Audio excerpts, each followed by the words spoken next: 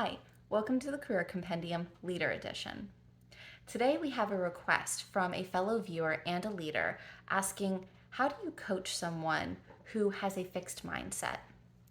And that can be very tricky because you might have someone who has a lot of talent, who has a lot of potential, but seems to be getting in their own way. And this could be for a number of reasons. They might be navigating imposter syndrome, they might be dealing with baggage from a previous employer or position. But regardless of the situation, the absolute first thing you need to do in order to coach this person is to level set with them, right? Work with them, figure out what are your triggers, and then what happens in those situations. An example could be in a high pressure situation or tight deadlines, I kind of become despondent.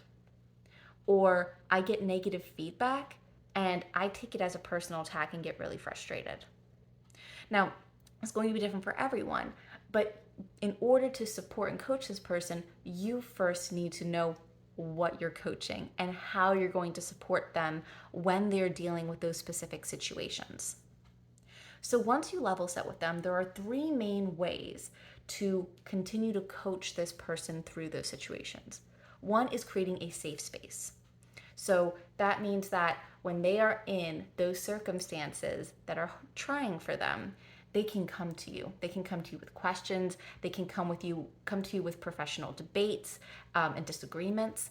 And if there's a result that was less than optimal, they can come to you to discuss it. The next thing is to ask future focused questions. So I kind of liken this to having a Jiminy Cricket on your shoulder. So they're in that fixed mindset, right? That didn't work. I don't understand this. And you're the Jiminy Cricket who's asking those growth mindset questions. Well, what resources do you need? How can you move from not understanding it to understanding it? Those weren't the results that you wanted. What can you do next time? And so you're sort of Jiminy Cricketing them where you are asking those questions to help them push past those limits, push past that fixed mindset.